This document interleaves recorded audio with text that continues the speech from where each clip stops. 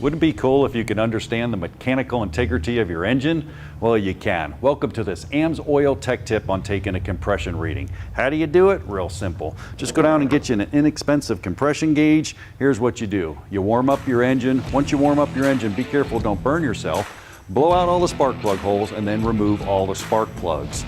Then you can go ahead and block the throttle wide open so you get full airflow into the engine. Once you do that, go ahead and insert the gauge into one of the cylinders. Then disable the ignition. You want the car to crank but not start. Then what you want to do is you want to turn it over for 4 compression strokes. That's 4 cycle strokes, so na-na-na, na-na-na, na-na-na, na-na-na.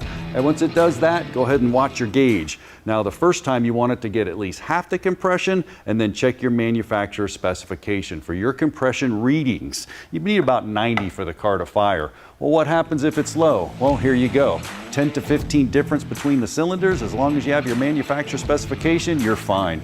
All cylinder low, well, you have burnt valves, you have a timing belt issue, or just a plain and simple tired engine. 1 or more, usually just a cylinder issue. 2 adjacent cylinders, well, that's probably a head gasket problem. Len, I'd rather not get to this compression portion because I think preventative maintenance, we're all about that. We can solve a lot of these problems prior to having a compression issue. Is that right? That's correct. You want to run a simple test first, right, before you have to get more invasive with a compression test, and that can come in the form of fuel additives. And fuel additives, let's address the cylinder itself. Do you have something down in there?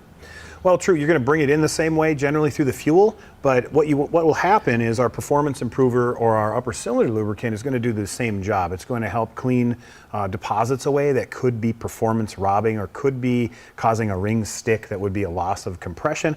And what we've actually seen is carbon buildup in the actual crosshatches in the cylinder. Wow, that's interesting. How can we prevent it altogether? I mean, maybe get it before it even gets into the cylinder. Right, you're going to add it to the fuel. That's the easiest way to get the additives in there. Put it in the fuel and go from there. Fairly simple. Well, there you go. You don't even have to take a compression reading, but now you know how to.